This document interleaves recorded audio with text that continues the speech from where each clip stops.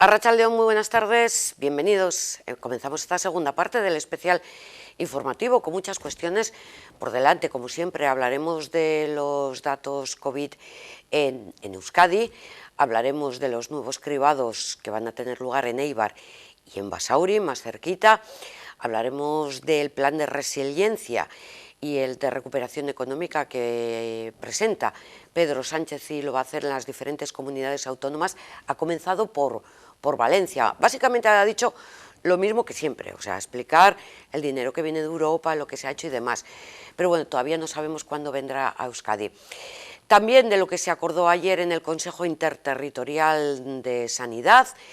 Les avanzamos que a las 5 de la tarde comienza la reunión LABI aquí en Euskadi, que seguramente se adoptarán nuevas medidas restrictivas. Eso no lo conoceremos hasta las 7 o las 8 de la tarde, así que mañana les daremos cumplida información. Y también hay que saber un poquito de todo, que de momento en Estados Unidos va ganando el candidato demócrata, Bale, por encima de Trump, que es el republicano. Y dirán, bueno, pues no me interesa. Bueno, pues sí, porque hay que estar un poquito informado de todo eso. Y además de que mañana hay nueva huelga en Bizkaibus-Txorierri, luego les damos el horario, también hay concentraciones en Bilbao de los trabajadores de Renfe de cercanías, que pide que se aumente, nosotros los usuarios también, el número de la frecuencia de las unidades.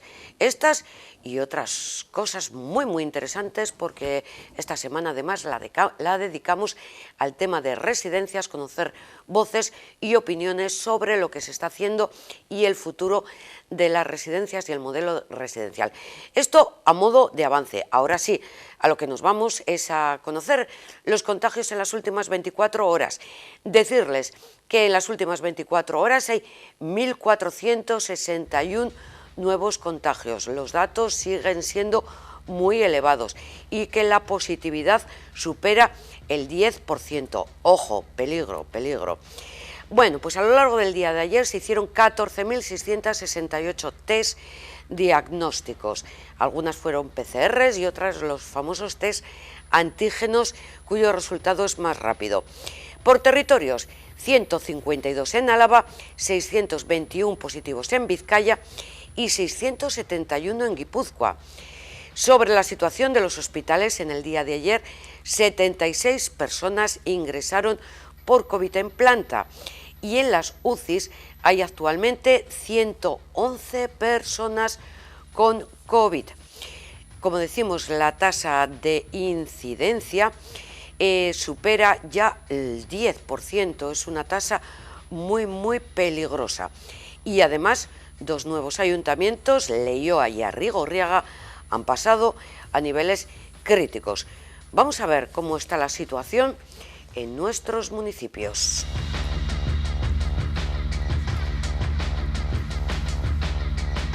Bueno, pues dentro de poco ya no nos va a entrar en pantalla ver todos los municipios que están en situación de riesgo. Vamos a la tabla de la derecha, como siempre hacemos. En Abadiño, 3 nuevos contagios, Amorebieta 12, Arrigorriaga 5, 0 en Balmaseda, una buena noticia. En Basauri 30, 30, apunten este dato, porque como les decimos, va a haber cribado. En Berango 6, en Durango 13, en Ermua 10, en Echevarri 5, Galdakao 17 nuevos positivos, hay que sumar 9 más en Lekeitio, 3 en Munguía, 5 en Ondarroa y 4 en la localidad encartada de Zaya. En lo que respecta a nuestros municipios, los que habitualmente reciben información en la primera parte del programa, tenemos Bilbao con 199 positivos, Baracaldo 62, Sestao con 10, Portugalete se resiste, pero tiene 11 nuevos positivos, Santurchi 63, Trapagarán 13, Ortuella 7, en Abanto y Ciérvana 4 nuevos positivos, 1 más en Musquis. Ciérvana también se resiste, hay con 0 positivos, muy bien por los galipos. Erandio 14, Leioa 11 y Guecho 17. Como les venimos diciendo, Ziérbena resiste, Leioa, que se ha incorporado, y Portugalete aguanta también. Como decimos, los portugalujos tienen un pacto con la COVID-19 que no permiten que llegue a sus municipios con esos datos superiores a los 500 contagios por cada 100.000 habitantes en los últimos 14 días. Les dejamos un momento viendo estos datos.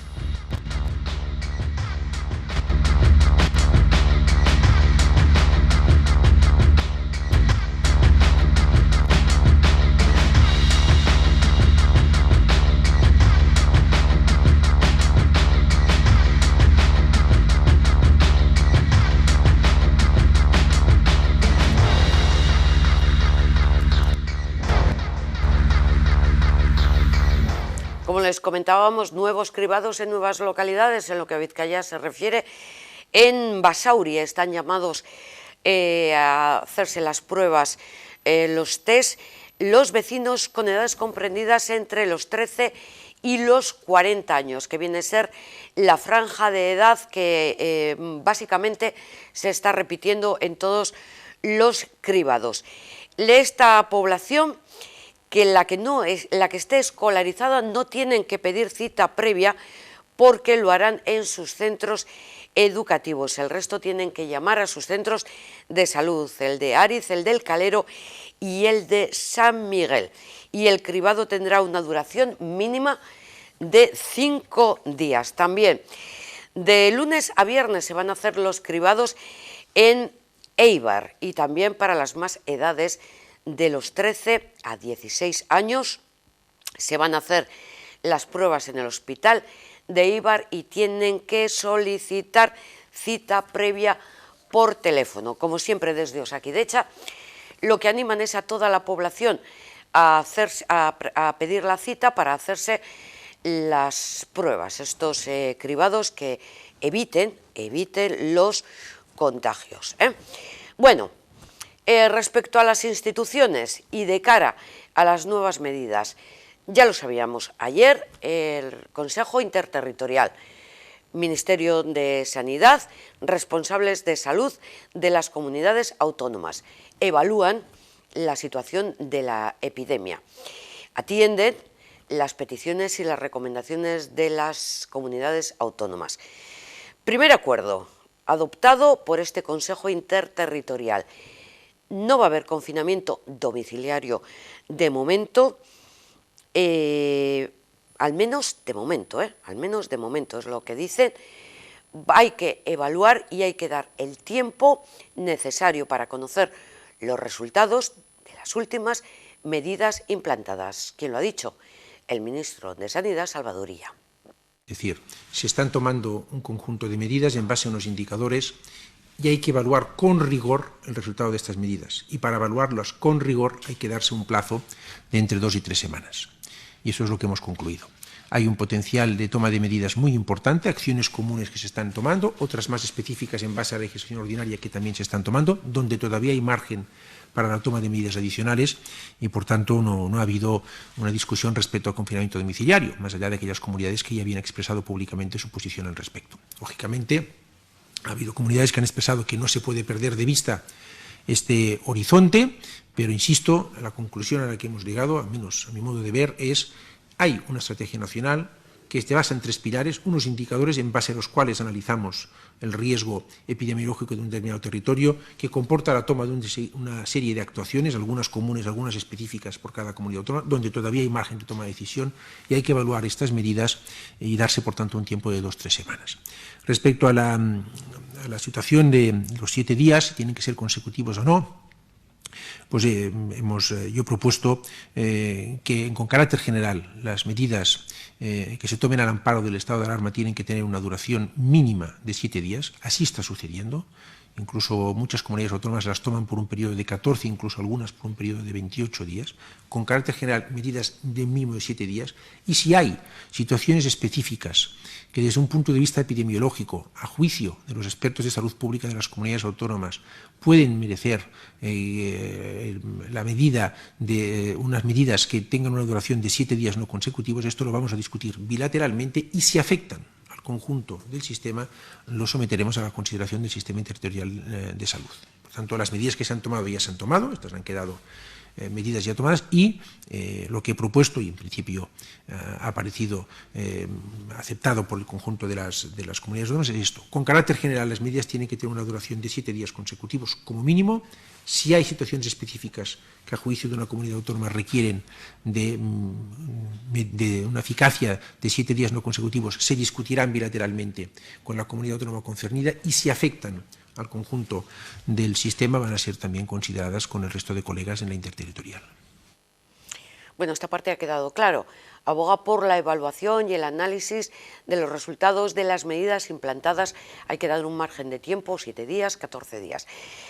De todas formas, Gochones Sagardui, la consejera de Salud, es la que ha estado presente en ese Consejo Interterritorial y planteaba al Gobierno de Madrid si se puede acordar en Euskadi un confinamiento domiciliario y además si se pueden adelantar el toque de queda, en definitiva, el toque de queda.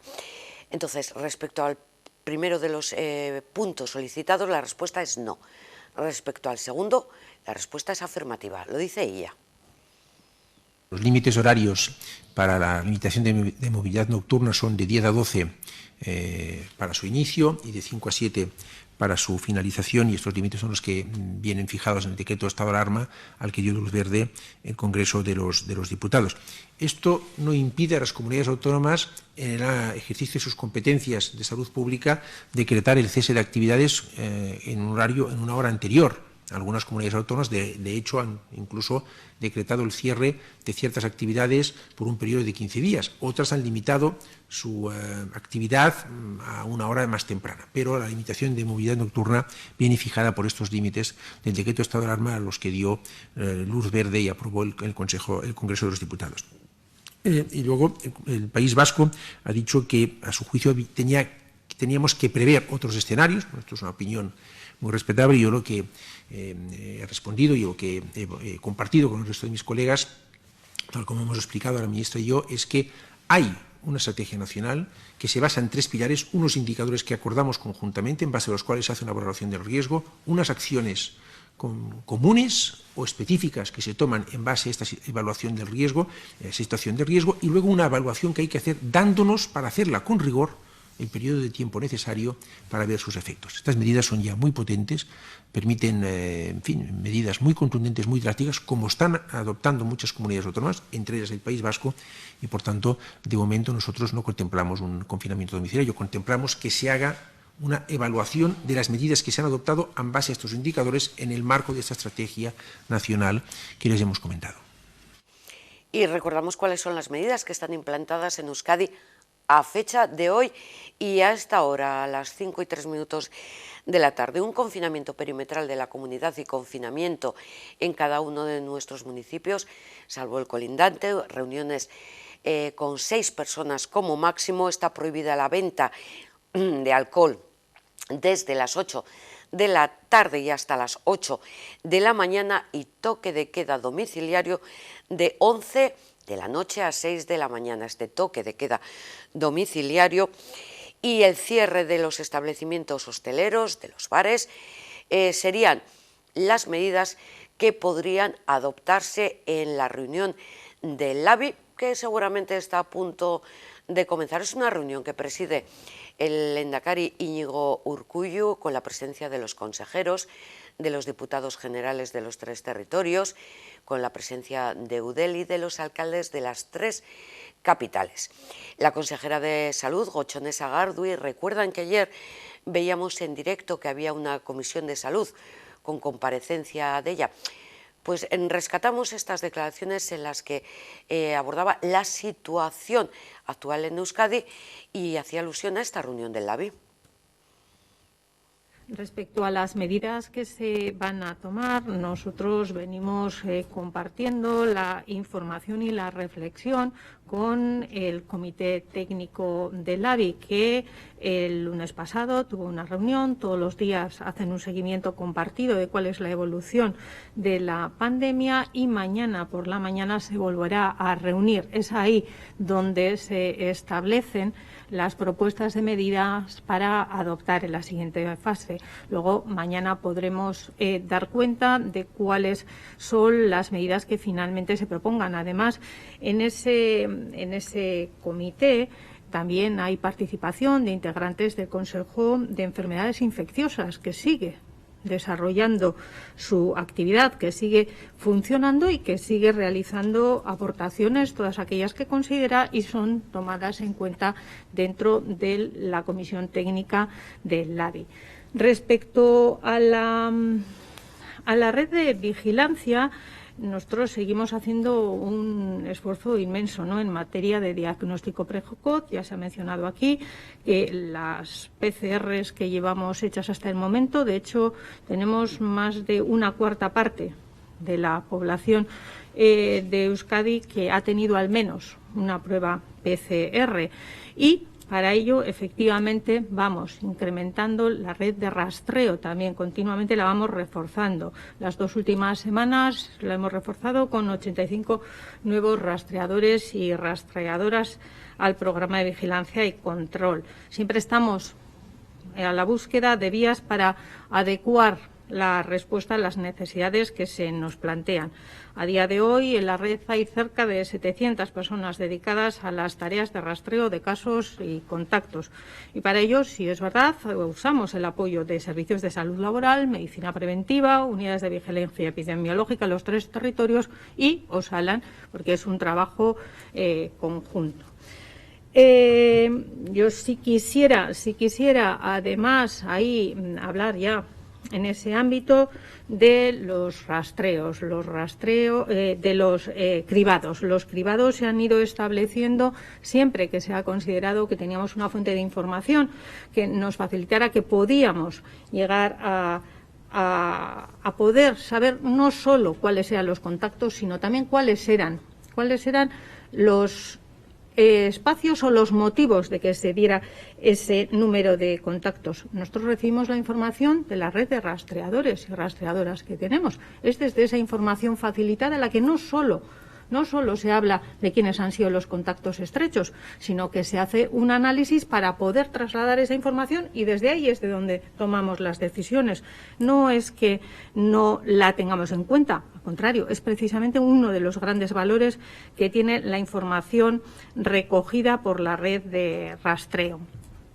Respecto a las diferencias en la presión asistencial de los 3 territorios, pues se corresponden a la incidencia en los territorios. Y efectivamente es en el territorio guipuzcoano donde la situación está más tensionada en este momento, pero está más tensionada dentro de ese estadio 2 o escenario 2 del plan Bizi Berri. Es el hospital de Donostia, en este caso, el que está recibiendo, hay un mayor número de casos, en el caso de las UCIs y los hospitales también comarcales, los que están recibiendo un mayor número de personas COVID positivas, y eso es lo que genera tensión especialmente en esos hospitales. Pedro, luego seguiremos escuchando a la consejera, que hace un recorrido por todas las actuaciones en materia de salud, de cómo se está viviendo aquí en Euskadi. Le oían hablar de cribado, del tema de la presión sanitaria, de las UCIs, de los hospitales. Allí en Madrid, Pedro Sánchez, bueno, más que en Madrid, ha sido en Valencia, en este recorrido que va a hacer por las comunidades autónomas para presentar el plan de recuperación económica. Lo que ha hecho ha sido hablar de las vacunas. Y dice que en el plazo de 6 meses podríamos disponer de las vacunas. Vamos a escucharle. Nos hemos puesto una meta ambiciosa: lograr una incidencia acumulada de 25 contagios por cada 100.000 habitantes cada 14 días. Tenemos la cobertura legal para poder actuar durante los próximos 6 meses. Es el plazo que los expertos consideran adecuado para superar la etapa más crítica de la pandemia y al término de ese plazo de 6 meses, la implementación de las campañas con las nuevas vacunas, que podrían estar listas para ese momento, acompañado del cambio de estación. Estoy convencido nos ayudarán a recuperar progresivamente esa ansiada normalidad por parte del conjunto de ciudadanos y ciudadanas. Pero insisto, entre tanto, tenemos 6 meses en los que necesitamos la misma disciplina colectiva que mostramos en la primera ola. Y a partir de ahí tenemos todas las bases, el conocimiento y los recursos para superar las otras 2 emergencias, además de la sanitaria, que son la emergencia económica y la emergencia social. Efectivamente, vacunas dentro de 6 meses. Lo que hacemos todos es esperar ansiosos que lleguen las vacunas. Nos da igual que sea la americana, la china, la europea. Queremos vacunas porque definitivamente es lo que nos traerá la nueva normalidad. Ahí con las 2 palabras, nueva normalidad, porque lo que tenemos ahora es nueva ansiedad. Como les decíamos, Pedro Sánchez de gira por las comunidades, hablando de los fondos europeos y de los repartos del mismo, de cómo se van a hacer. Lo escuchamos también. Un plan que resume la respuesta por parte de España a esa gran apuesta europea, ese gran plan Marshall, el Next Generation European Union, que va a suponer para nuestro país la posibilidad de contar, entre transferencias no reembolsables y créditos, con un fondo de 140.000 millones de euros en los próximos 6 años, es decir, hasta 2026. Para que nos hagamos una idea, los fondos estructurales en los años 90 representaron en nuestro país solamente en 6 años en torno a 8.000 millones de euros. Aquí estamos hablando de 6 años, 140.000 millones de euros. Una cifra inédita, equivalente al 11% de nuestro Producto Interior Bruto en el año 2019, a la que hay que sumar además los más de 79.000 millones de euros previstos para España a través de los fondos estructurales y también de la política agraria común para el periodo 2021-2027.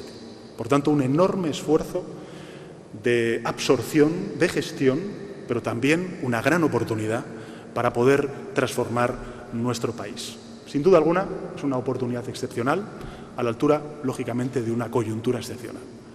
Vamos a realizar una apuesta muy importante, que ya anuncié hace semanas, y es concentrar un total de cerca de 72.000 millones de euros de transferencias no reembolsables para el periodo 2021-2023, es decir, en 3 años 72.000 millones de euros, con el objetivo de relanzar la actividad económica, la creación de empleo en los próximos años, y en definitiva se trata de hacer frente desde el primer momento a la crisis económica causada por la pandemia y sentar las bases para transformar nuestra economía con un enfoque inclusivo, medioambientalmente sostenible como...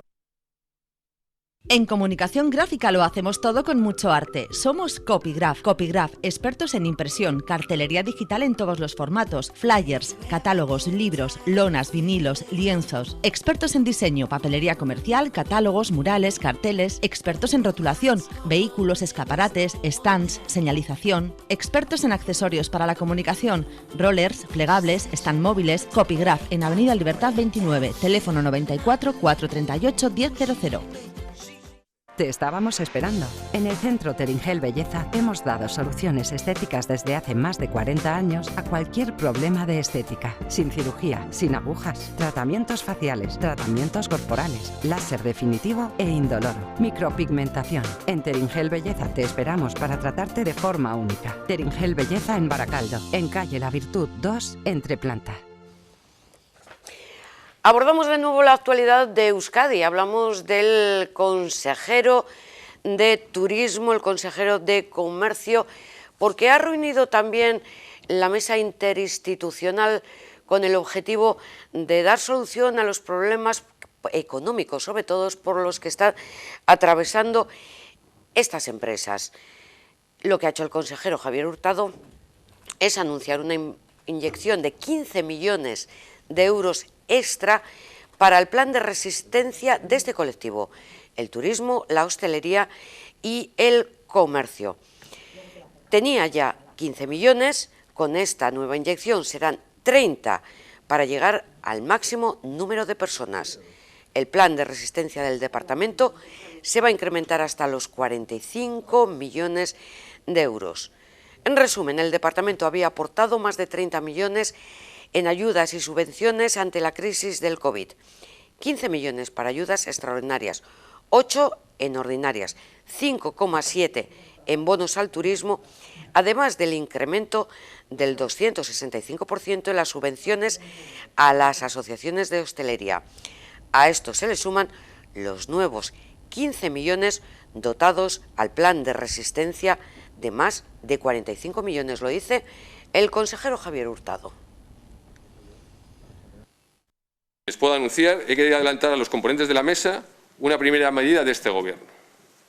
Les puedo anunciar que vamos a doblar las ayudas extraordinarias COVID-19 que ya están en marcha, dotadas hasta ahora con 15 millones de euros, hasta los 30 millones de euros para llegar al mayor número de personas. De esta forma, el plan de resistencia del Departamento se incrementará hasta los 45 millones para apoyar a los sectores del turismo, hostelería y comercio. Es una medida económica muy importante que nos permitirá llegar al máximo número de afectados y contribuir a paliar los efectos de esta crisis. En resumen, este departamento había aportado más de 30 millones en ayudas y subvenciones ante la crisis del COVID, 15 en medidas extraordinarias, 8 millones en ayudas ordinarias y 5,7 en bonos del consumo, además de un incremento del 265% en las subvenciones a las asociaciones de hostelería, así como en otras ayudas. El consejero Javier Hurtado también ha puesto en valor los esfuerzos de este sector con el que mantiene, ha dicho, contacto directo y prácticamente diario. Ha defendido además la puesta en marcha de medidas de carácter transversal para defender los puestos de trabajo y los negocios del sector. Esta situación, con un aumento notable de contagios, requiere que las distintas administraciones realicemos un ejercicio conjunto que nos lleve a coordinar nuevas medidas urgentes y extraordinarias que consigan evitar la pérdida de negocios y puestos de trabajo, con especial atención a los trabajadores autónomos y pequeñas y medianas empresas. Pues bien, esta mesa que hoy hemos constituido debe ser un paso adelante para consensuar y adoptar medidas transversales, efectivas y rigurosas, así como para evaluar las medidas ya impuestas de modo que podamos optimizarlas. Queremos que esta mesa sea un instrumento efectivo para incrementar y coordinar los recursos de ayuda. Unas ayudas al sector que son necesarias, con la corresponsabilidad de todas las administraciones. Es lo que nos demanda el sector, lo que nos reclama la situación y seguiremos trabajando para conseguirlo. Sin salud no habrá reactivación y efectivamente tenemos que estar a lo que nos digan las autoridades sanitarias, y yo quiero poner en valor el esfuerzo que ha hecho el sector durante este tiempo, cumpliendo toda la normativa que ha venido desde las diferentes administraciones, y creo que han hecho un gran esfuerzo y un gran trabajo, y nosotros tenemos que corresponder acompañándoles. Nosotros tenemos desde el Departamento reuniones diarias con el sector, escuchando sus preocupaciones, sus situaciones, y en función de las circunstancias y de las nuevas medidas que se puedan ir tomando, tendremos que dar respuesta día a día. Eso es lo que estamos haciendo. Es una situación de una pandemia mundial con una incertidumbre muy alta, las situaciones cambian prácticamente cada semana. Pues el compromiso que yo he tenido desde que he llegado es ser un aliado del sector, escucharles, es tener en cuenta todas sus reivindicaciones, pero insisto, creemos que la mejor forma de hacerlo es de forma coordinada. La relación es diaria con estos sectores. Incluso yo personalmente, hablando con los representantes de hostelería, antes de entrar a cualquier LABI, después de salir de cualquier LABI, tenemos una mesa de turismo. Desde que yo he llegado nos hemos reunido con las asociaciones de consumidores, con las cámaras de comercio, con la mesa del turismo, con la mesa del comercio, pero no solo yo, luego el viceconsejero y los directores tienen una relación continua y diaria, le digo que diaria, con estos sectores. Y estas mesas también tenemos que contar con la participación del sector, y a través de los coordinadores que se puedan decidir, habrá que tener ese contacto que seguimos teniendo estrecho con el sector para que sus reivindicaciones se hagan de forma coordinada, insisto, porque nos están pidiendo medidas que afectan a diferentes administraciones, con lo cual nuestro empeño es llegar a esa colaboración. Esto en lo que respecta al sector económico, como siempre la hostelería, el comercio y el turismo es uno de los que tienen presencia casi diaria en este espacio informativo. Ahora, con la voz del representante político explicando las ayudas económicas para el sector, y otros días con los representantes precisamente del sector hostelero, que viene a ser uno de los más perjudicados. Pero esta semana, ya lo saben, estábamos hablando de residencias. Luego, a lo largo del programa, conoceremos la voz más política, pero ahora queremos conocer la experiencia más social, y es la que se está desarrollando en las residencias de IMQ Igurco, porque allí se está llevando a cabo por personas mayores, residentes y familiares, hacer gorros para un fin benéfico, para una ONG.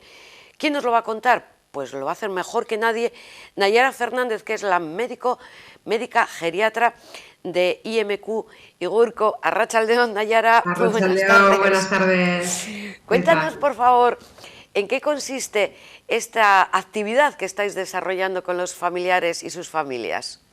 Bueno, esto del punto en Igurco viene un poco de atrás, porque empezamos con una iniciativa de graffiti lanero ya hace 2 años en uno de los centros de Bilbao, y vimos pues que las personas mayores que teníamos en nuestros centros disfrutaban muchísimo con esta actividad.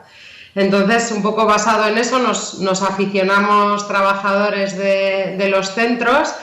Y bueno, pues siguiendo a páginas nos enteramos de esta iniciativa, que era pues tejer gorritos pequeños y donarlos para pues que una marca que vende zumos pues pudiera donar dinero al final a una ONG, que además sirve para acompañar a personas mayores que viven en el domicilio. Entonces nos pareció como que personas mayores de nuestros centros pudieran tejer, que es una actividad de la que disfrutan, sobre todo en esta época pues de tanta tristeza y al final tanta distancia social, ¿no? Nos pareció que era positivo, porque al final el fin era que otras personas mayores que viven en el domicilio pudieran estar más acompañadas, que es la ONG es Adopta un Abuelo. O sea, que tiene 2 resultados positivos, digamos. Una, que por una parte los residentes, nuestros mayores, están en grupo, vale, con todas las medidas de seguridad, pero haciendo una labor, y además el beneficio para esta ONG Adopta un Abuelo, ¿no? Sí, bueno, hay que organizarlo todo, pues eso, con esas medidas de seguridad, como por unidades convivenciales, ¿no? Que sería el equivalente a las burbujas que definen en los niños. Pero bueno, las unidades convivenciales dentro de los centros están como máximo 10 personas que comparten pues un auxiliar de referencia, y trabajamos con ellos como en tandas. Entonces, aseguramos que siempre tengan contacto con el mismo número de personas. Y a la vez también, durante los horarios de visitas, pues comparten actividad con familiares. Entonces nos parecía también una forma de socializar. Entonces, bueno, pues estamos intentando convencer a familias, pues cuanto más capaces seamos de tejer, más ayuda les daremos a las personas que viven en soledad. ¿Y esto lo estáis haciendo en la residencia Igurco de Leioa o en alguna otra más? Pues no, estamos haciendo en varios centros de Igurco. Sí, bueno, partió la idea de Orue, que está situado en Amorebieta, pero ya hemos enganchado a más centros. Entonces, actualmente hay personas que están tejiendo en Igurco Bilbosar, que es la que está ubicada en Bilbao, en Igurco Umbe, que es la que está en Erandio, y en alguna más. Incluso en centros de día tenemos algunas personas mayores con ganas de tejer. No es una iniciativa nueva, porque el año pasado creo que ya la pusisteis en marcha y no había coronavirus, y con resultado, digamos, económico para la ONG muy satisfactorio, ¿no? Sí, el año pasado se hizo una donación de gorros, pero esta es la primera vez que se hace la iniciativa, como vamos a decir, en real. Entonces, bueno, pues estamos bastante contentos de participar, sobre todo por los beneficios sociales y las conexiones que se establecen, pues también con el personal, y bueno, pues poder establecer ya no solo el trabajo manual, que puede tener beneficios en los mayores, sino esa socialización con las familias y entre otros diferentes centros y personas mayores al final que están ubicadas en en diferentes localidades, pues compartir ratos de tejer a través de las redes sociales incluso o plataformas como la que estamos utilizando ahora mismo, que nos acerca dentro de las posibilidades que tenemos ahora. Estamos viendo las imágenes de los gorros colgados en un árbol. La verdad es que muy coquetos, muy bien hechos. Sí, la verdad que ponen todo el empeño, ya veis ahí en la imagen, ¿no? Entre el ganchillo y las dos agujas, pues desde luego hay auténticas artistas. Y bueno, pues el personal también estamos, no sé si motivados o incluso picados, ¿no? A ver quién teje más gorros y quién los teje antes y cuáles son más bonitos, y haciendo pues bromas de quién elegirá nuestros gorros, ¿no? Nayara, tú eres médica geriatra, pero sí. Esto es más casi una actividad de animador sociocultural. Sí, desde luego en los centros las animadoras son una de las que más lo llevan, las terapeutas ocupacionales, porque al final cada área tiene sus beneficios, ¿no? A nivel motor, incluso fisioterapia, pues tampoco ve aspectos positivos, desde luego en el manejo del ocio y de la animación y en toda la terapia ocupacional también, o sea que esto, como es la geriatría, esto es parte de un equipo multidisciplinar y así lo concebimos y lo vivimos. ¿Y cómo estás viviendo la residencia, esta segunda fase de, no sé cómo llamarlo ya, de coronavirus, de epidemia, de confinamiento? Pues con tristeza, ¿no? Al final la sensación es con vulnerabilidad, o sea, son personas desde luego vulnerables, pero que son personas que también están muy asustadas por todos los feedback que les damos de que son los más frágiles, los que más probabilidades tienen de fallecer, y desde luego pues yo creo que desde el principio intentamos que esa distancia social o esa reducción de visitas sea lo menos posible y solo en caso de que verdaderamente tengas que tomar una decisión de aislamiento. Entonces, bueno, pues a día de hoy tienen visitas de los familiares, aunque no de la misma manera que antes, y sí que se percibe pues algo de tristeza. Entonces, iniciativas como estas sirven también para tener un aliciente y una alegría por la que animarse a seguir. Y seguro que estáis pensando en alguna otra iniciativa o actividad que les mantenga entretenidos y que se olviden un poco de esta situación. Sí, hemos hecho cosas, pero al final, bueno, pues no puedes suplir muchas veces el contacto familiar que tenían antes diario, pero bueno, pues lo intentamos, y aunque hay esa tristeza, pues sí que se han hecho fiestas relativas, ¿no? Con todas las medidas de seguridad, se celebra cada vez que se sale de un aislamiento, porque lamentablemente algunas veces hay que hacerlo por proteger al centro o a las personas que viven en él de la entrada del virus, y bueno, pues intentamos también escucharles, ¿no? Y las celebraciones pues a veces son aliciente para ellos. Entonces hemos hecho cosas siempre con seguridad, pero intentando alegrar un poco a las personas que atendemos. Háblanos un poquito, Nayara, de esta ONG Adopta a un Abuelo y las actividades que realiza. Bueno, pues al final es una ONG que se dedica a mejorar la calidad de vida de las personas mayores que viven en los domicilios. Ya sabemos que la soledad en el siglo XXI, la soledad no deseada, pues es compañera de personas mayores. Entonces, bueno, pues ha habido iniciativas ya aquí también por parte, por ejemplo, de la Fundación BBK el año pasado de la concienciación, cuando colocaron a una persona en el Arenal de Bilbao, una estatua hiperrealista. Bueno, entonces la soledad en los domicilios es una realidad que vivimos a día de hoy. Entonces esta es una ONG que, bueno, pues que exactamente igual que puede funcionar aquí en Inquide, pues se enfoca a dar soporte a las personas mayores que están viviendo solas, a acompañarles a consultas médicas, a hacer un seguimiento telefónico en el caso de que el acompañamiento físico no sea posible, y bueno, pues darles un soporte que a veces pues no tienen por parte de los familiares, o su familia es más reducida, o la circunstancia que al final les rodee y les haga vivir en una situación de soledad.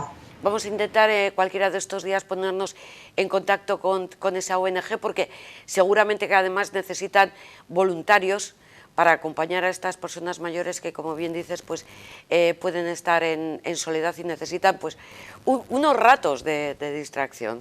Sí, que muchas veces llama la atención, ¿no? Porque se adopta un abuelo y esto está fundamentado por esa tendencia intergeneracional que tiene la asociación. Porque al final, cuando decimos lo de abuelos, nosotros los geriatras, no es un término que nos guste como designación de personas mayores, y no quisiera que se confunda, sino que tiene esa denominación de adopta un abuelo precisamente porque fomenta el voluntariado intergeneracional.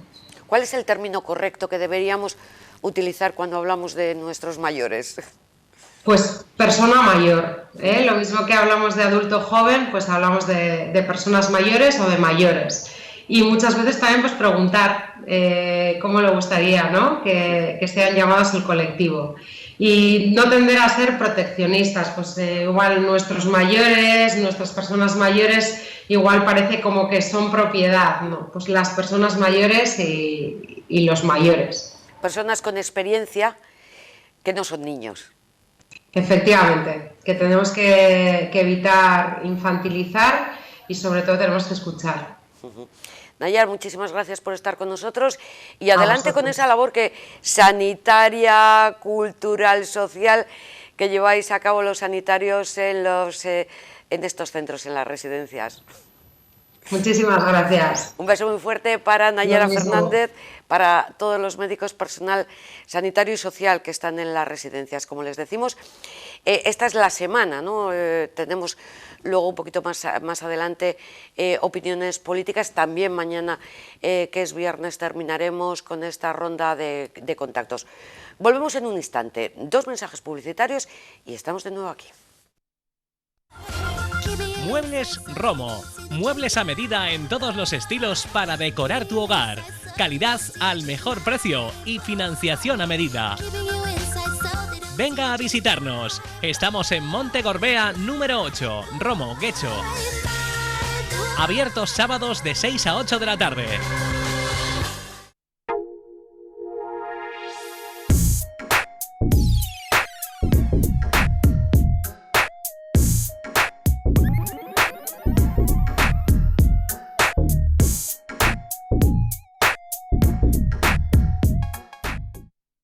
¿Te has quedado en desempleo por el COVID-19? En Meachalde Kobe Argincha queremos que encuentres un empleo con el programa 3R Meachalde Aurrera. A partir de tus competencias e intereses, elaboraremos contigo un plan personal de inserción, adaptando tu currículum a tu perfil profesional y haciendo que participes en acciones de recolocación. Si quieres encontrar un empleo, esta es tu oportunidad. Inscríbete en el programa 3R Meachalde Aurrera, llamando al teléfono 94 404 49 58. Date prisa, las plazas son limitadas. Tendrán preferencia las personas de Meachaldea Zona Minera, programa subvencionado por el Departamento de Empleo, Inclusión Social e Igualdad.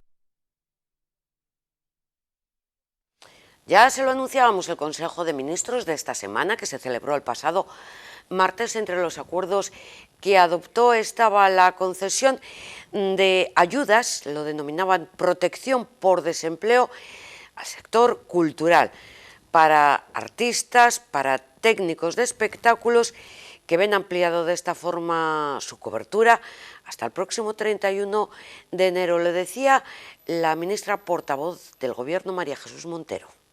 Medidas que favorecen la protección por desempleo y apoya al sector cultural, particularmente al que es afectado por las circunstancias sanitarias. Se trata, en primer lugar, de la ampliación del acceso extraordinario por desempleo a los artistas de los espectáculos públicos.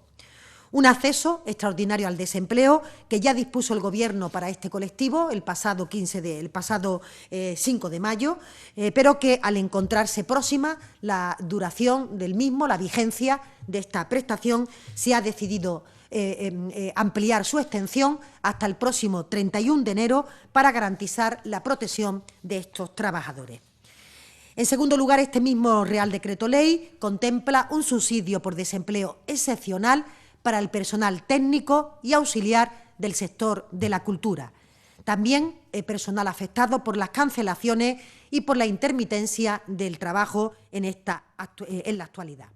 Se trata de un nuevo subsidio de 3 meses de duración y será posible solicitarlo inmediatamente tras la aprobación de este decreto ley.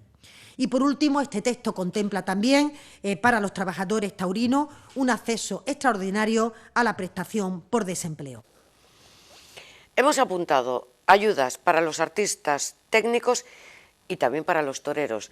Valoramos esta decisión del Consejo de Ministros con el dinamizador cultural Ángel Asensio Miranda, más conocido como Chencho. Arratsaldeón, muy buenas tardes. Arratsaldeón, muy buenas tardes a vosotros. Me imagino que todo el personal de este colectivo que engloba los beneficios acordados por el Consejo de Ministros estarán valorando y opinando, y eso es lo que te pido, estas ayudas. ¿Son suficientes? ¿Estáis de acuerdo? No sé, ¿cuál es el calificativo que les ponéis? Coyunturales, sería la expresión. Es decir, estamos hablando de una extensión de los apoyos que ya se habían consignado en el mes de mayo, enero, febrero, marzo, abril, mayo, pero bueno, su aplicación siempre ha sido a posteriori, que ahora se extienden, y esto sí hay que reconocer que es una gran aportación, otros 3 meses en función de una coyuntura que está recortando las posibilidades de volver al trabajo cultural, o en el caso que este especial taurino, prácticamente todo el mundo da por descontado que no se va a volver a funcionar con normalidad. Entonces, esta adaptación a una nueva coyuntura que tiene una cobertura económica recientemente aprobada, tanto para el núcleo de artistas, no digo el de empresas, que ya lo tenían a través sobre todo de créditos, sino el de artistas en todos los frentes. Yo solamente he echado en falta en este nomenclátor 2 líneas, que son artistas plásticos y ámbitos literarios, pero que supongo que tienen otras líneas aprobadas para cubrir la necesidad imperiosa de la gente. Es decir, hasta el 31 de enero de 2021, es decir, este trimestre, toda la gente que se mueve en el terreno de las artes escénicas, audiovisuales, fundamentalmente el cine, y musicales, tienen la danza también, por supuesto, tienen una cobertura garantizada hasta el 31 de diciembre, con unas prestaciones que están en torno a los 700 y pico euros, pero que descontados el IRPF normalmente se queda en cifras un poco más discretas, pero esto coyunturalmente es una buena solución para ver cómo evoluciona la pandemia y, por tanto, las medidas que se vayan a adoptar en relación a los ámbitos culturales y volver a replantearse esas aportaciones en el nuevo presupuesto de 2021, que todos damos por supuesto, va a tener la cobertura europea aplicada al presupuesto del Estado. A esto habría que añadirle las medidas específicas que van a aportar cada una de las comunidades en sus ámbitos respectivos, pero siempre con esa dificultad de que quien se acoge a una línea no se puede acoger a la otra, es decir, a la del Estado y a la de su comunidad, sino que tienen que ser o bien complementarias o no repetidas. Es decir, mal no se puede ver esta medida, es prácticamente imposible y llega a quien no llegaba, que son técnicos de todo tipo que se mueven en los ámbitos escénicos y el mundo taurino, que había quedado descolgado, digamos, de las prestaciones anteriores. Yo insisto que veo 2 terrenos todavía un poquito colgados, que son artistas plásticos y, por supuesto, ámbito literario. No sé, primero el plazo, es hasta el 31 de enero. En principio lo considero insuficiente, que es lo mismo que pasa con los artes. Y segundo, sí, si un artista, un técnico estaba ya en ERTE, puede beneficiarse, complementar con estas nuevas ayudas aprobadas, o ya está en el ERTE y, como dices, o del Estado o de la autonomía, ya se quede con esa ayuda.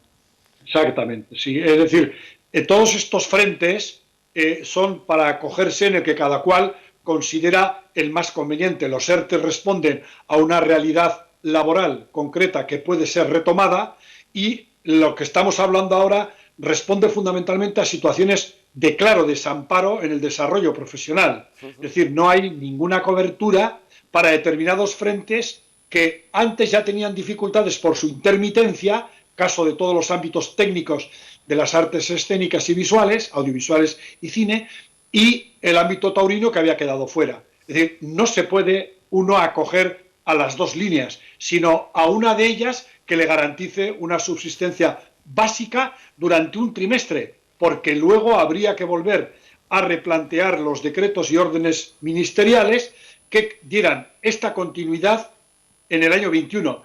La misma ministra ya anunció que no se iba a quedar el sector sin una garantía de ERTE hasta cumplimentar todo el año 21 y viendo la evolución que tenían los acontecimientos pandémicos. Pero todos sabemos que la aplicación de las medidas anteriores han tardado bastante en materializarse hasta que ya se han convertido en regulares, como sucede con el desempleo ordinario de cualquier trabajador que pasa a una situación precaria.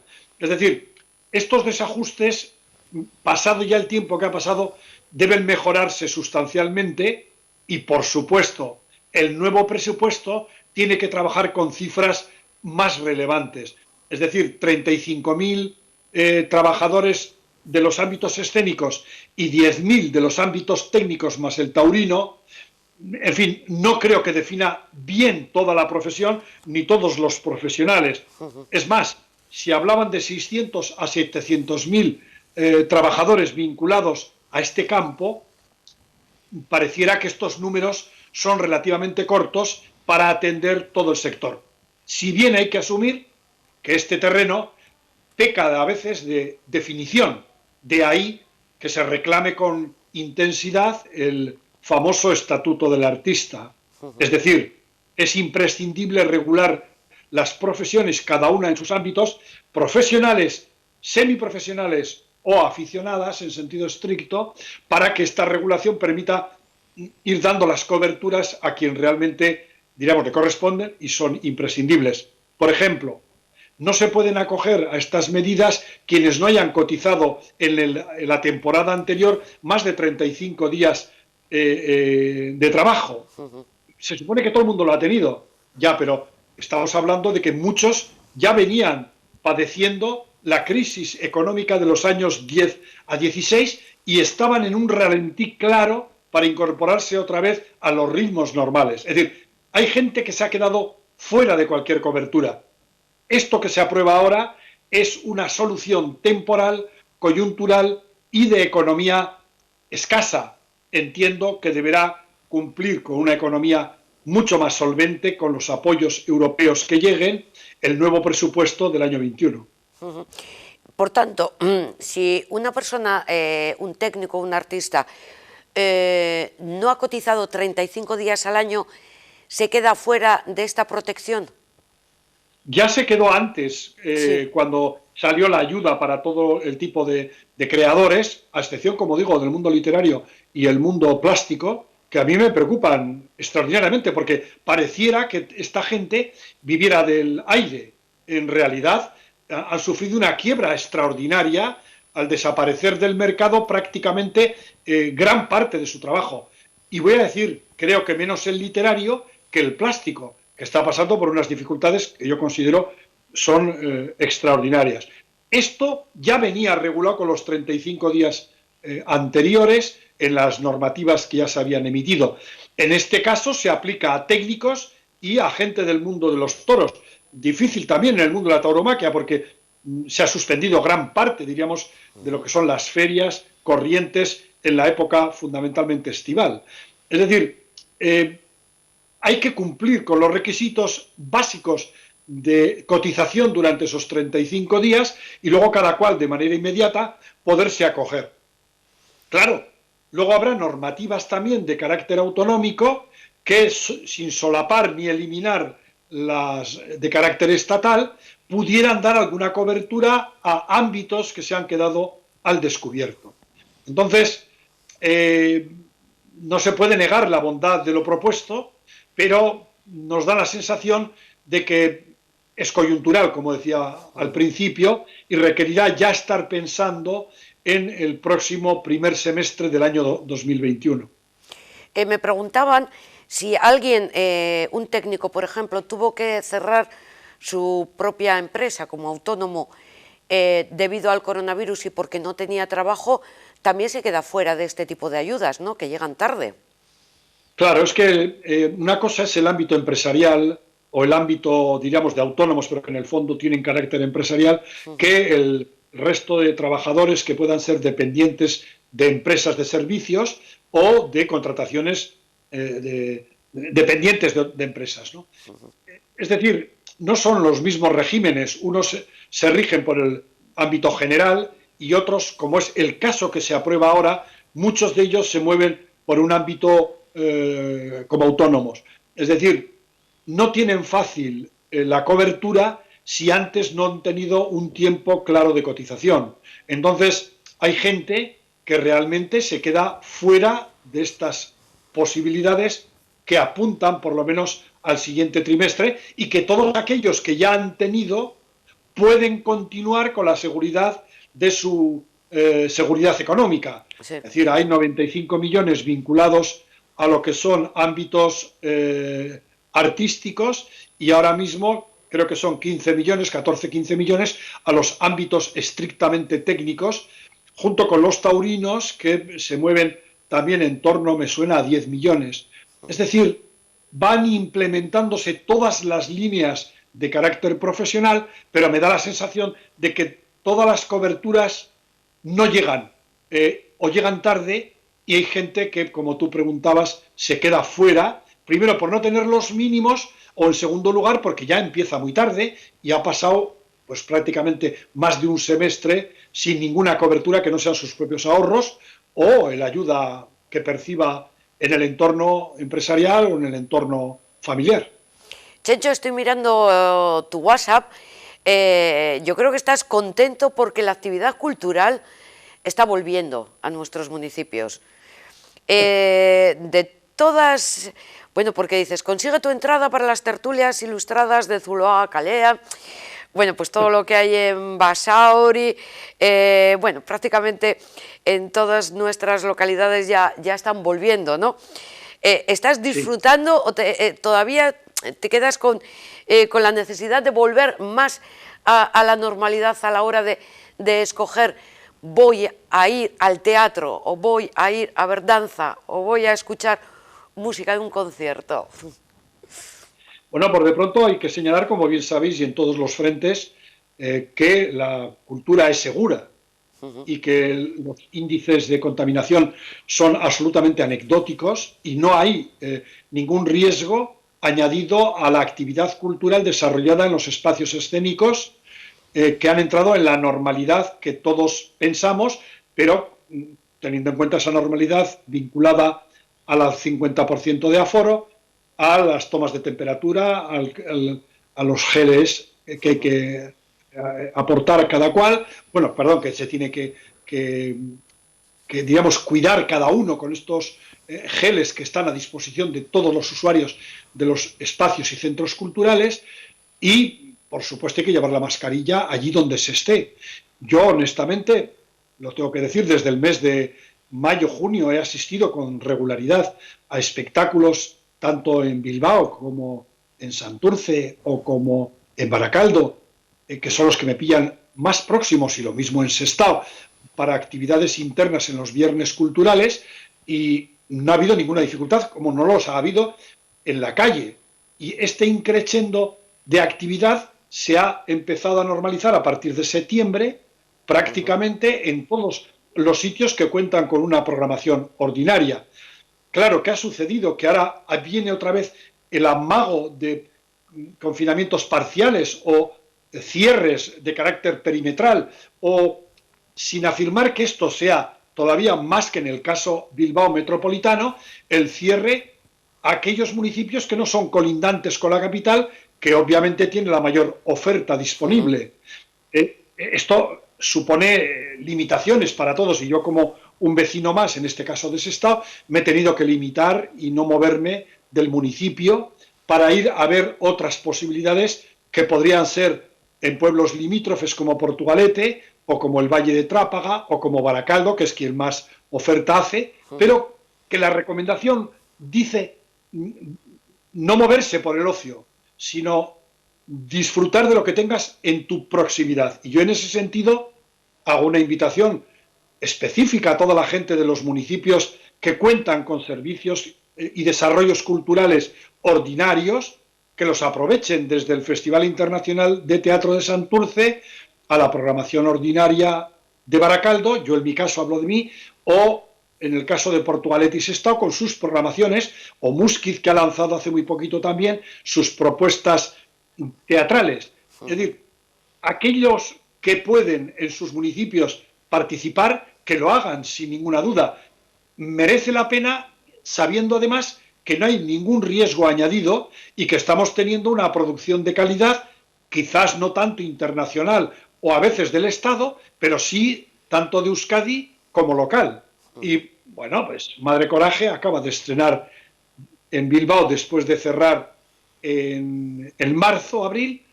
Yo no he podido ir, pero vamos, mis referencias dicen que se ha desarrollado todo con absoluta normalidad y nos encontramos con una producción nueva y un estreno nuevo que ha dirigido María Goyrizelaya y que supone un movimiento de cantidad de actores y actrices que todos conocemos en nuestro entorno metropolitano.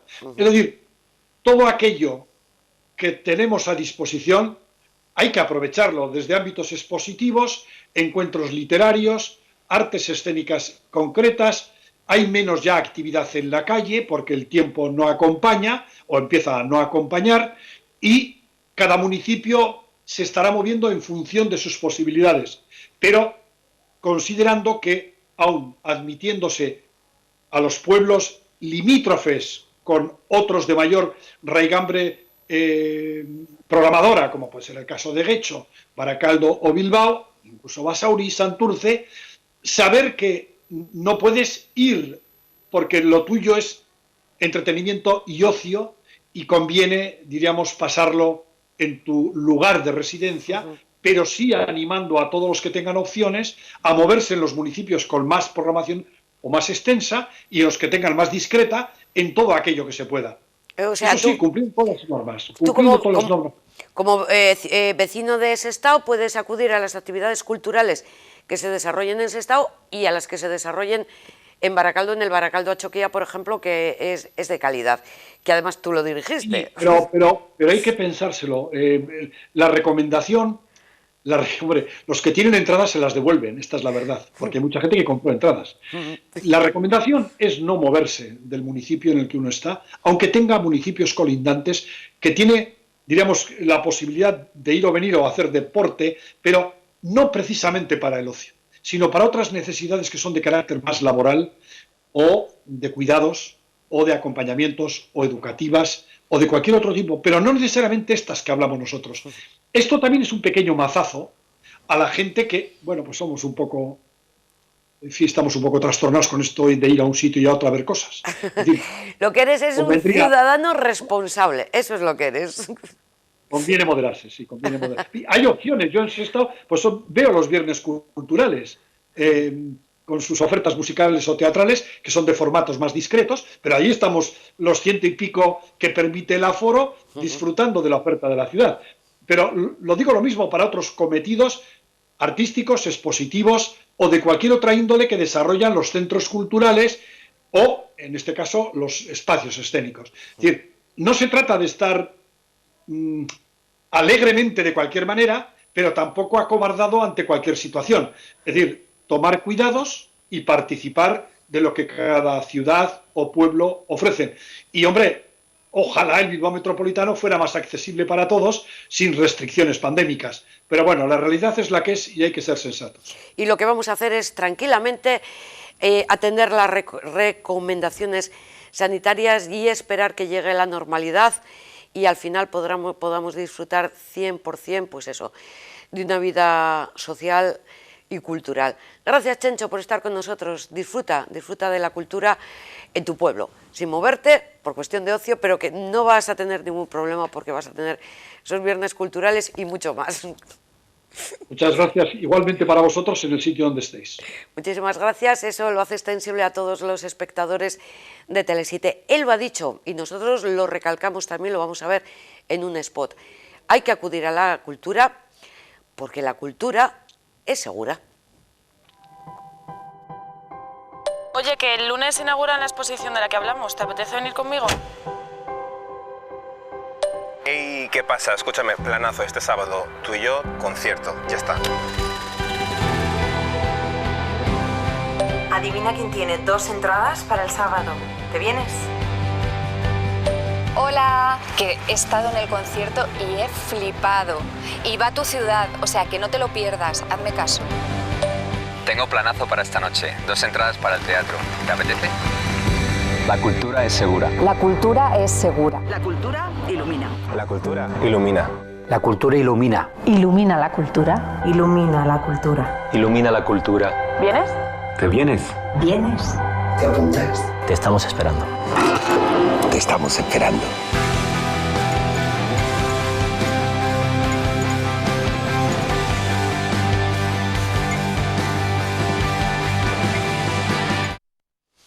¿Y qué haríamos sin cultura en este confinamiento que hemos tenido en el mes de marzo y en el, esperemos que no sea confinamiento? Tiro nuevamente del WhatsApp de la tele con unas notas, por ejemplo, que hoy es el día, dice que no lo habéis dicho, es el Día Internacional contra el Acoso Escolar. Efectivamente, hay 2 jornadas, lo estábamos mirando, una en mayo y otra que es el primer jueves de noviembre, es la lucha internacional contra el acoso escolar. Gracias por recordárnoslo. Además, también hoy es el Día de las Personas Cuidadoras. Un saludo, un beso muy fuerte y nuestro reconocimiento a todos los cuidadores. Otra cosa, que esto ya lo habíamos avanzado. Mañana concentraciones de Renfe en Bilbao. De 1 a 1:30 se concentrarán los trabajadores de Renfe Cercanías en los andenes de la estación de Bilbao Abando y de 1:30 a 2 en la plaza circular de Bilbao. Y mañana segunda jornada de huelga en Bizkaibus, Txorierri Mungialdea. El comité de empresa denuncia a la empresa por vulnerar el derecho a la huelga. En este 5 de noviembre, Día del Cuidador, los centros de día son un recurso eficaz para el mantenimiento de la capacidad funcional y cognitiva de las personas mayores. Como siempre venimos diciendo, las personas mayores son las que necesitan una especial atención. Y atentos porque científicos y profesores de la UPV junto con la Universidad de Harvard y de Ikerbas ha conseguido una dotación económica de casi 10 millones de euros para investigar el origen del universo. Hay un proyecto que pretende descubrir, atentos, que esto se nos escapa, si el neutrino es su propia antipartícula y responder así a preguntas fundamentales sobre el origen del universo. Los propios profesores ganadores de este galardón, dotado con casi 10 millones de euros para investigar el origen del universo, nos lo explican. La gran pregunta es, ¿por qué existe todo en lugar de nada? El titular de este proyecto de investigación sería, me parece, ¿qué pasó con la antimateria del universo? The solution may lie with the tiniest particle of all, which we called the neutrino. The main goal of the BOLD project is to identify the nature of the elusive neutrino with an innovative detector concept that combines the field of chemistry to particle physics. El objetivo general es averiguar si el neutrino es su propia antipartícula. Si esta hipótesis fuera correcta, la respuesta permitiría explicar por qué este universo está lleno de materia y no de antimateria. Es un objetivo muy ambicioso y difícil, pero factible. El proyecto consiste en construir un detector capaz de detectar una reacción rarísima, llamada desintegración doble beta sin neutrinos, que solo se puede dar precisamente si el neutrino es su propia antipartícula. Neutrinos are the lightest particles that we know, and they are the only ones that could turn out also to be their own antiparticles. Un neutrino es una partícula subatómica muy escurridiza, sin carga eléctrica y de masa muy pequeña, pero no nula. Un neutrino se consideraba la basurita del universo, la partícula más tonta y despreciable del universo. Ahora creemos que el neutrino puede ser el agente que ha hecho el universo posible. My role is to develop a new particle camera that will be able to clearly image the rare decays we are after, and will also be able to measure its energy very precisely. This is one of 3 essential components of the BOLT project. Cuando un átomo de xenón sufre esta reacción, se convierte en un catión de bario y en 2 electrones. Nuestra contribución consiste en atrapar el catión mediante un sensor químico. Cuando esta captura se produzca, nuestro sensor debe emitir una señal muy brillante y específica que, junto con la detección de los 2 electrones, permita demostrar que la reacción nuclear se ha producido. Yo voy a construir el láser que ilumina las moléculas de Fernando y el sistema de trigger que es capaz de hacer que el detector de Fernando y el de Roxanne hablen y nos proporcionen una señal única. Para nuestro grupo supone un impulso muy importante a la investigación básica en química y nos va a permitir interaccionar con grupos de física de partículas, algo que no es usual, y al mismo tiempo perseguir un gran objetivo de alto riesgo pero muy importante. Por otra parte, de alguna manera, el éxito en una convocatoria tan competitiva refleja el buen nivel de la investigación en Euskadi y, más concretamente, en nuestro caso, en la UPV-HU y en Ikerbasque. What we are attempting to build is complex and challenging, and will require all hands on deck. The Synergy Grant will allow our teams to really focus on this project to make real progress. Va a suponer una oportunidad única para desarrollar un experimento puntero en Europa y en el mundo. Va a suponer un gran salto para la ciencia en España y en Euskadi en particular.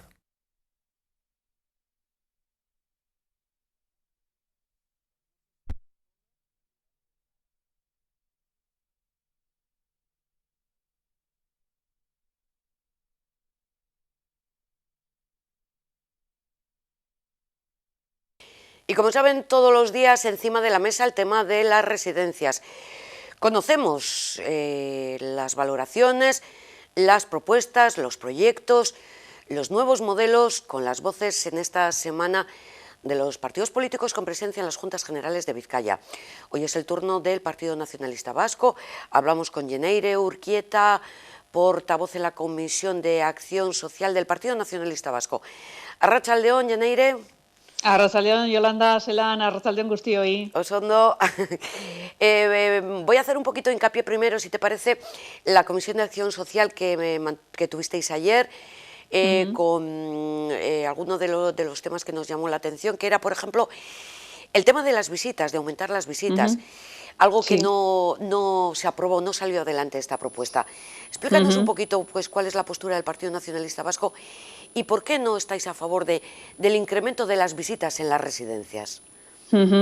No, bueno, sí, no salió a favor, no tanto por no estar a favor del incremento de las visitas, ¿no? Es verdad que en la primera ola, bueno, todos fuimos confinados, al final vivimos todos una incertidumbre de una pandemia que nos llegaba y no sabíamos cómo teníamos que reaccionar, ni las instituciones, ni la propia sociedad, ni nosotros mismos individualmente.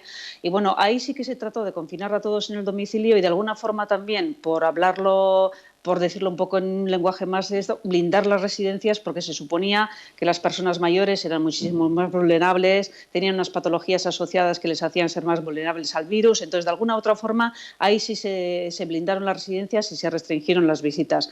Es verdad que después, a posteriori, hemos ido aprendiendo mucho más del comportamiento del virus, cómo se transmite, las medidas de prevención que tenemos que tener. Los profesionales han recibido de las residencias una formación, ellos están trabajando, porque os acordáis que en la primera ola, además, se encerraron incluso muchos con los propios residentes para evitar de alguna forma el trasiego del personal y que pudieran ser infectados. Y en esta segunda ola es verdad que el comportamiento del virus, como sabemos mucho más sobre ello en las residencias, sí está afectando, pero está afectando en menor intensidad que en la primera ola, y las visitas están sujetas a una orden foral que dice 2 visitas de 1 hora con la misma persona. No es el aumentar o no el aumentar, por nosotros sí, por supuesto, porque yo he tenido personas personas, mi suegro, por ejemplo, ha estado en un periodo de convalecencia en una residencia y para ellos nos hacemos cargo, y la propia Diputación también, de lo que las visitas a diario puedan suponer de los familiares, aunque sea para cogerles la mano, que te vean una cara conocida, ¿no? Esta propuesta fue allá por principios de octubre y es verdad que en ese momento igual hubiera tenido algo de sentido, pero como esta segunda ola está cogiendo una intensidad que al final tampoco pensábamos que iba a ser para tanto, no se trata tanto de limitar las visitas, pero sí ser prudentes y mantener por lo menos esas visitas y ver un poquito en esta incertidumbre casi semanal, iba a decir, pero casi diaria que vivimos, a ver cómo se va comportando y cómo vamos. Hombre, si vemos que con las medidas restrictivas que se están tomando ahora y que hoy las analizará además el Gobierno vasco en su reunión con el LABI, pues todo esto fuera a menos, pues claro que nosotros queremos intensificar las visitas y la propia Diputación Foral de Vizcaya está muy atenta de lo que está pasando y sin ningún problema. Pero ayer entendíamos que no era el momento, con la situación en la que estamos viviendo, de fomentar el aumento de esas visitas. Solamente era por eso, ¿eh? Has hecho mención al LABI que se reúne a las 5 de esta tarde, pero si al revés, si lo que deciden es endurecer las medidas, encima de la mesa quedaría otra vez el confinamiento de los mayores de las residencias. Yo entiendo que no, porque el trabajo de la propia Diputación, de los propios profesionales que trabajan en las residencias ha sido importante, conocen mucho ya del virus, las medidas de prevención se están tomando, es verdad que hay unos equipos de respuesta rápida en quien están haciendo cribados, ha habido una formación, se está llevando trabajos de prevención y de control y yo creo que ahora la respuesta que se puede dar desde las propias residencias es diferente a la primera pandemia en que nos pilló a todos desprevenidos. Entonces, nos gustaría pensar que no y creemos que no, porque la propia Diputación es consciente de lo importante que pueden resultar las visitas y los paseos también, pero bueno, sobre todo las visitas a los residentes y sabemos, incluso todos los familiares, lo importante que resulta y los propios trabajadores. Pero entre todos es difícil, es verdad, buscar un equilibrio entre que el virus no entre en estas residencias y no afecte ni a los usuarios y por ende ni a los familiares ni a los trabajadores y ese equilibrio de mantener las visitas para ese equilibrio no solo en salud, que no tengan enfermedad o que no tengan el virus, pero el equilibrio psicológico y emocional que supone para las personas mayores, que sabemos que es importantísimo, tanto como el no tener el virus. Sin tener que hablar de errores que se han podido cometernos por el desconocimiento del tema de la COVID-19, pero sí el diputado general anunció un modelo residencial diferente. ¿Cuáles serían las claves de este nuevo modelo residencial? Pues bueno, el debate de modelo residencial, el debate de los cuidados de larga duración en su sentido más amplio ya se había iniciado incluso antes de la pandemia, ¿no? Hablábamos con el propio diputado y venía a comparecer varias veces a juntas del modelo de Chetic, que teníamos que de alguna forma la administración tenía que estar ahí para apoyar a los residentes o a los familiares y a los usuarios que decidían quedarse en casa, porque es verdad que son muchos los que al final necesitan un apoyo terapéutico y tecnológico para quedarse en casa, porque su primera decisión es de quedarse en casa e intentar mantenerles ahí con sus cuidadores, ¿no? Y va más allá de las propias residencias, pero sí que el diputado anunció que al final esa reflexión que se inició antes de la pandemia, al final la pandemia lo que ha hecho es acelerar de alguna forma esa reflexión y sí es verdad que el anuncio que sería no tanto igual un cambio de modelo de arriba abajo, pero sí optar o apostar más por unas unidades convivenciales más pequeñas de 15 o 20 personas en las que de alguna forma los usuarios siempre sean los mismos, una unidad convivencial pequeñita, los profesionales que les atienden fueran siempre los mismos, que mejor conocen el proyecto de vida que traen esos usuarios, esos residentes y que la toma de contacto siempre fuera con los mismos, ¿no? Nosotros creemos que al final esto puede ser válido y esto puede ser además, y esta pandemia nos ha enseñado que cuanto más pequeñas sean las unidades convivenciales o más sectorizadas están en las propias residencias, más beneficioso puede ser a la hora de actuar y a la hora de aislar a los residentes y desde luego la apuesta está clara. Por una parte, para que la Administración se vuelque en los cuidados de las personas que quieren quedarse en casa y que se vuelque también en este cambio a unidades convivenciales más pequeñas en las residencias. Sí. Por ahí sería más o menos. ¿En qué consiste ese programa Echetic que acabas de citar?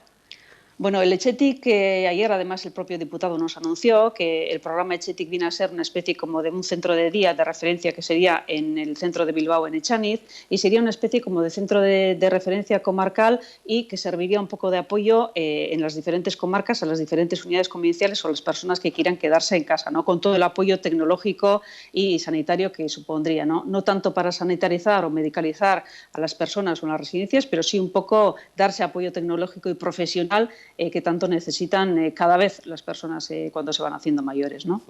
Pero solamente habría un centro residencial, el de Bilbao, o en cada comarca habría uno. En cada comarca habría uno. Este sí es una experiencia piloto que se quiere poner en marcha y nos anunció el diputado que ya entraría próximamente en licitación y para finales de noviembre o diciembre, a ver si ya lo pueden empezar a materializar y a ponerlo en forma, una apuesta clara de la Diputación y bueno, pues a ver si con este proyecto piloto que se pone, pues luego se puede ampliar a todo el territorio histórico de Vizcaya, ¿no? Esa sería la idea. Vemos cada 2 días los datos de contagios en las residencias, tanto de usuarios como de trabajadores. Realmente los datos son bajos y bueno, me imagino que la reflexión es que las cosas ahí se están haciendo bien, pero sin embargo siguen las residencias un poco en el punto de mira, como los sitios, digamos, de más peligro, que necesitan más inspección, etcétera, etcétera. Sí, es verdad, porque al final es cuando empezó la primera ola, la pandemia y demás, al final como se focalizó mucho sobre todo que el virus afectaba sobremanera a las personas mayores, como he dicho antes, por ser más vulnerables, por tener unas patologías previas que aquello hacían que agudizaban lo que es la infección, pues al final el tema de las residencias ha sido y está ahí en el punto de mira. Pero es verdad también que bueno, tenemos que tener todos a nivel individual y a nivel colectivo cuidado porque al final ahora las residencias no son tanto el foco de infección ni los propios trabajadores, que al final sí que tenemos que hacer además desde aquí una mención especial a los trabajadores de la residencia que llevan meses y meses y meses en primera línea de residencia, que sí hablamos mucho de los sanitarios de los hospitales, que es verdad que estén en primera línea y se enfrentan todos los días a la casuística de los nuevos ingresos, los ingresos en las UCIs más todo lo que conlleva, pero sí es verdad también que en las residencias estos profesionales están en primera mano y luchando y desde luego la diferencia que nosotros desde luego podemos remarcar que ha habido desde la primera ola hasta esta segunda ola ha sido digna de mención, sí. Hay muchas residencias en Vizcaya, unas de tamaño grande, otras pequeñas, no sé, por reuniones que hayáis podido mantener con directores de estos centros, las necesidades, las peticiones, las carencias son las mismas.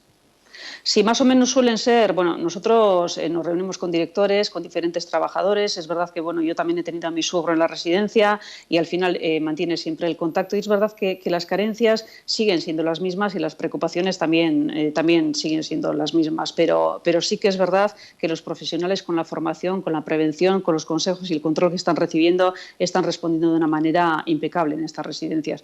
Las carencias son las mismas, pues al final hablábamos también de temas de inspección, que es la medida de control que tiene la propia Diputación para con el comportamiento de las residencias con los usuarios y con los propios familiares, que al final se inquietan pues muchas veces por la falta de información, que cuando nosotros somos familiares de un usuario queremos que la información nos la den ya y al final pues sabemos cómo están todos saturados, pero al final yo poniéndome tapar en la parte familiar que me ha tocado, pues al final para nosotros todo es un mundo, ¿no? Cómo estarán y al final esa incertidumbre hace que pongamos el foco más en la residencia, pero sí que las carencias han sido las mismas en la primera ola, no tanto en la segunda, que al final parece que los equipos de protección también están ahí, hay una buena reserva de equipos, hay un buen seguimiento, se está haciendo un seguimiento y una colaboración con un apoyo psicológico a los propios profesionales y bueno, yo creo que poquito a poco las carencias están ahí, pero se están resolviendo a medida que van apareciendo.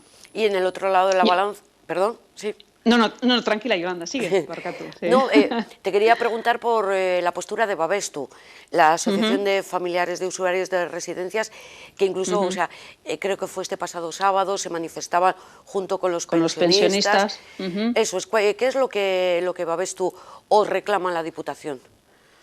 Bueno, Babestu hablaba un poco, bueno, las veces que nosotros nos hemos reunido, es verdad que habla un poco de los ratios, habla un poco del personal, habla en esos términos en que a todas las residencias les preocupa, pero es verdad también que el Gobierno vasco está en plena revisión del decreto de las residencias, que regularizará de alguna forma no solamente los ratios de personal, sino también al final que las unidades sean más pequeñas, como comentábamos antes, la propia cualificación de los profesionales, la propia formación, el apoyo psicosocial y emocional de los profesionales, varias cosas que están dentro. Bueno, yo no sé a quién representa realmente Babestu, se supone que a los mayores, pero bueno, ya hay un consejo de mayores también como más formal que vehiculiza un poco las reivindicaciones de todas esas familias y de todas esas residencias a la propia Diputación y bueno, pues entendiendo legítimas todas las reivindicaciones que puedan hacer y que sean en pro de la mejora que necesitemos para nuestros usuarios y para que la atención sea la mejor posible, pues bienvenidas sean, ¿no? Quería hacer contigo una reflexión. por una parte, una residencia es un centro sociosanitario, aunque bajo mi punto de vista es más social. O sea, es un hogar, pero luego se reclama que haya más médicos, más enfermeras, más psicólogos. No sé, por una parte, o sea, no llego a entenderlo. Si tiene que haber más médicos, más enfermeras, lo convertimos en un hospital o un ambulatorio. Yo no sé si esto ha salido, digamos, en los debates dentro de Acción Social cuando se habla del futuro de las residencias. Sí, sí que ha salido, pero sobre todo yo creo más a raíz de esta pandemia, de lo que hemos vivido, ¿no? Porque al final, bueno, las reivindicaciones y el modelo de residencias que tenemos los diferentes grupos políticos siempre quedan en evidencia en los diferentes debates que tenemos, pero es verdad también que yo soy consciente que los portavoces de esta Comisión de Acción Social, la primera preocupación son los usuarios de las residencias, tanto de mayores como de discapacitados, y eso está ahí, ¿no? Las diferentes propuestas que vayamos a hacer. Pero sí es verdad que yo creo que ninguno somos partidarios de sanitarizar tanto y de meter tanto a los médicos, con todos los respetos, y a todas las enfermeras en las residencias, ¿no? Que sean unas unidades convivenciales pequeñas en las que ellos tengan tecnológicamente y profesionalmente su apoyo, pero que no sean pequeños hospitales para nuestra gente mayor, ¿no? Porque lo que tratamos, sí que es verdad que cada vez nuestros mayores, cuando les ingresamos en la residencia, el tratamiento que necesitan o la atención que necesitan tiene que ser cada vez más profesionalizada, eso es verdad, pero lo que no queremos es que se focalice sobre todo a que haya, por ejemplo, en una residencia de, imagínate, pues 100 residentes, pues que haya 4 médicos todos por turnos, enfermeras, ¿no? Queremos que la atención sea de otro tipo, a pesar de que en determinados momentos puntuales pasen a necesitar una atención más sanitaria, más focalizada en lo que podría ser una atención médica o enfermera, ¿no? Entonces nosotros sí que lo vemos más como segundas pequeñas viviendas de nuestros mayores y para que ellos se sientan casi, como diríamos, no es lo mismo, pero casi como en casa, ¿no? Eso es, y acompañados, porque lo hemos visto que la principal preocupación que tienen los mayores, lo vimos en esta famosa campaña de la BBK, es el tema de la soledad. Lo que les permite estos centros es estar acompañados prácticamente durante todo el día. Es algo que se tiene que valorar. En cualquier caso, el modelo residencial vizcaíno difiere mucho del europeo. Bueno, pues yo creo que no, porque yo creo que en Europa también, y el diputado nos ha hablado varias veces, y es verdad que se ha movido mucho y están pues valorando otros modelos que se hacen en Europa, y es verdad que al final yo creo que cada vez va más a que sean pequeñas unidades convivenciales, igual como por ejemplo el proyecto de Getxo intergeneracional, que convivan diferentes generaciones en un entorno urbano y que puedan esto, o unidades convivenciales de residencia pequeñitas. Yo creo que no difiere mucho porque todos nos estamos dando cuenta de las pequeñas carencias o de las mejoras que podríamos aplicar al modelo actual que tenemos, ¿no? Entonces yo creo que no difiere demasiado. Ya por último, sí que hay un modelo diferente que se va a aplicar en Getxo, compartido. O sea, de mayores y jóvenes o algo así, ¿no? Eso es, pues sí, una especie de modelo, un centro intergeneracional en Getxo, ¿no? Es un proyecto también pionero que la Diputación quiere poner en marcha y que la licitación también será próxima. Y bueno, pues es un reto también para la Diputación, ¿no? A ver de alguna forma o de la otra cómo pueden convivir esas dos generaciones en un mismo centro, compartiendo espacios y compartiendo espacios públicos, ¿no?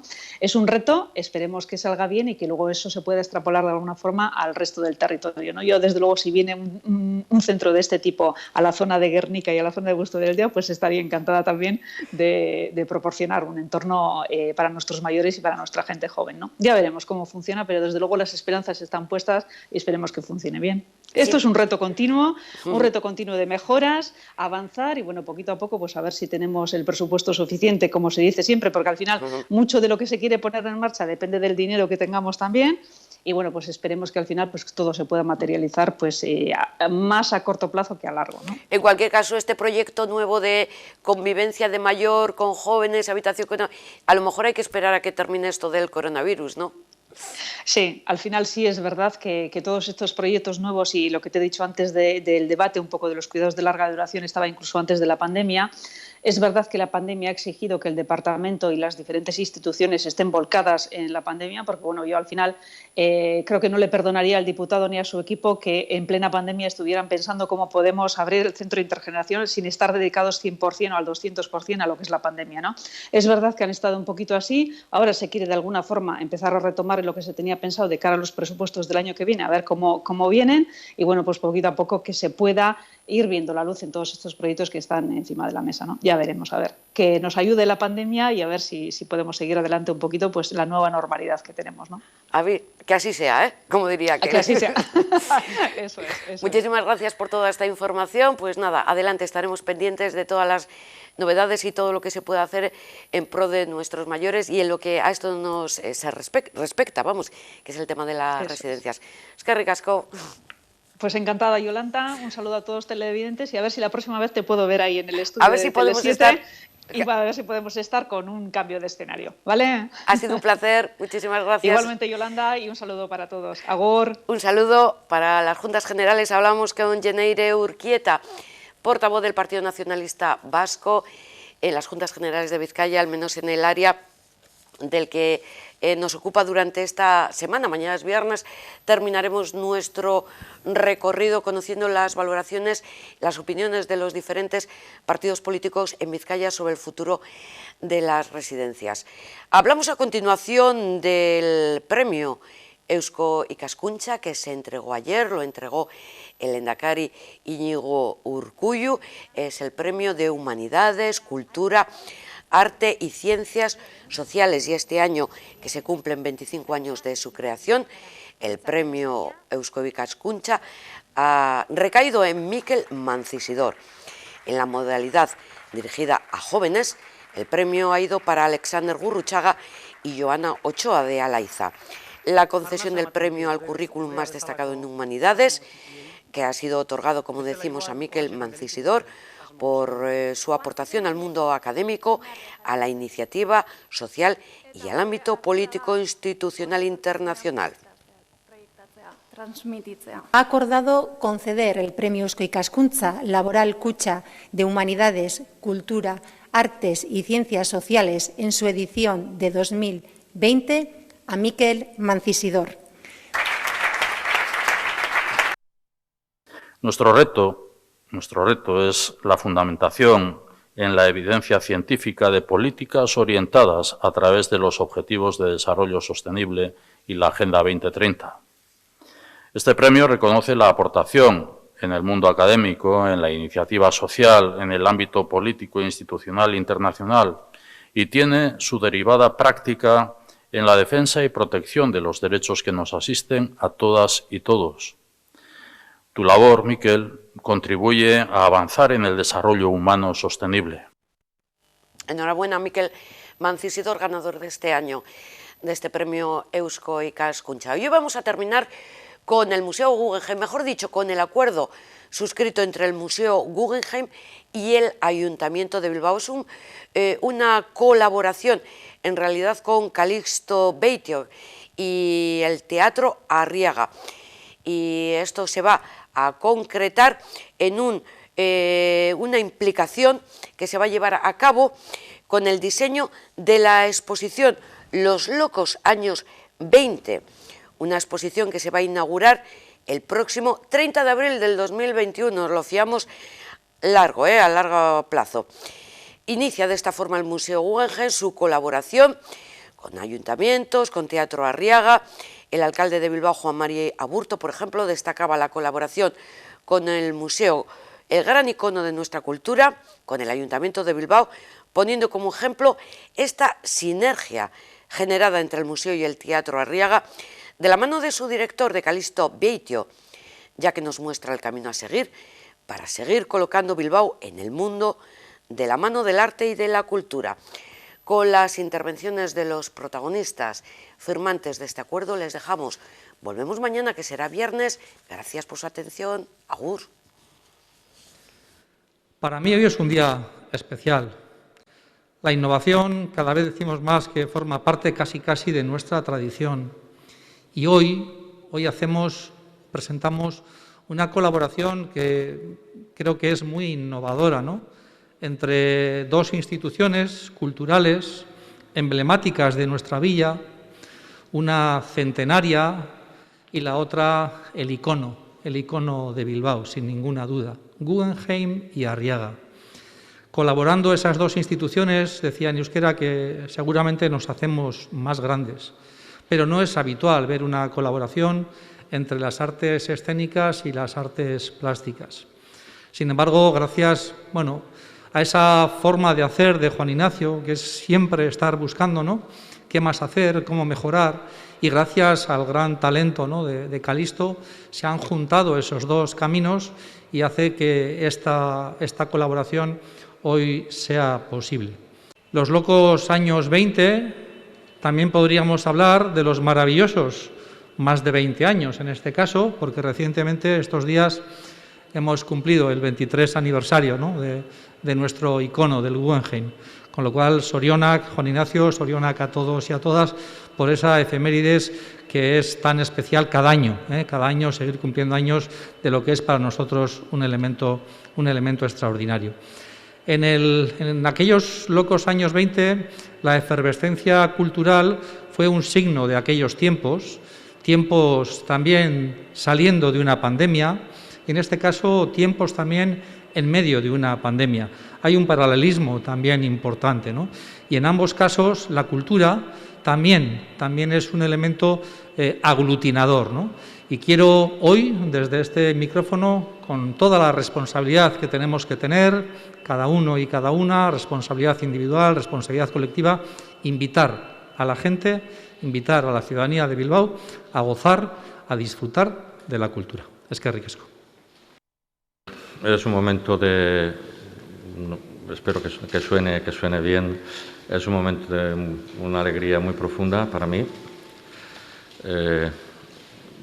Colocar estas dos instituciones, el Teatro Arriaga y el Guggenheim, juntos, me parece que es una idea de diálogo artístico fundamental en estos tiempos, porque ya ni el teatro es solo teatro, ni las artes plásticas son solo artes plásticas, está todo en mi trabajo desde siempre, todo ha estado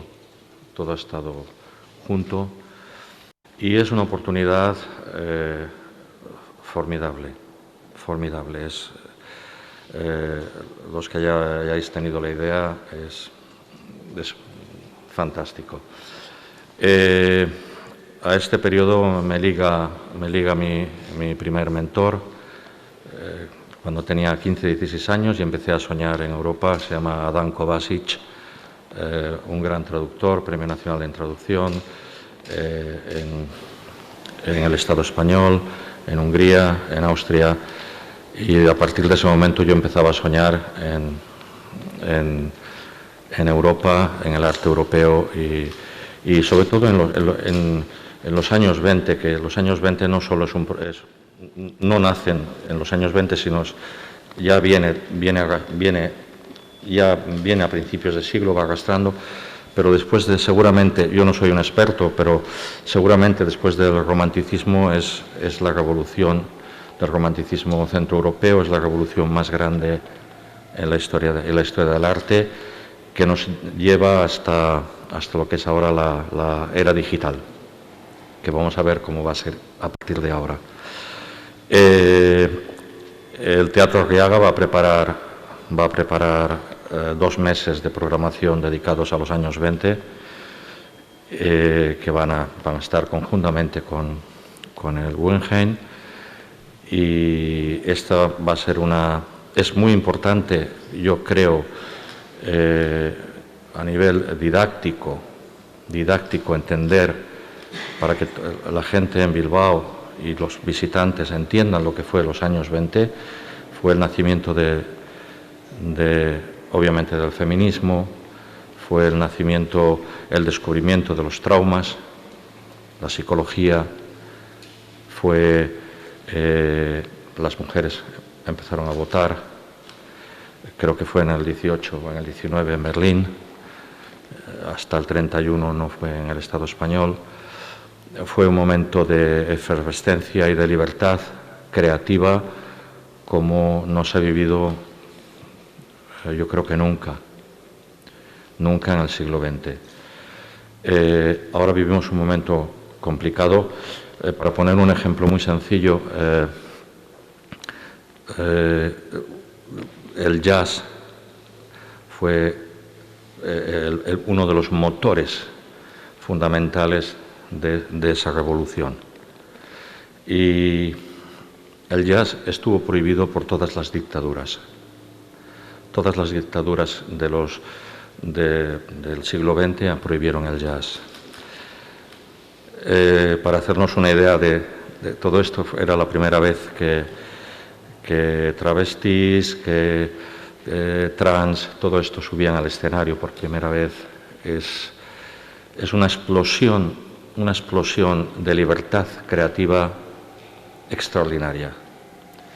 Y hacerlo esto ahora mismo me llena de alegría, de mucha alegría, y colaborar, y la unión y el diálogo. Explico esta anécdota y acabo. Una persona del teatro, a la que quiero mucho, que trabaja con nosotros, su madre le dijo: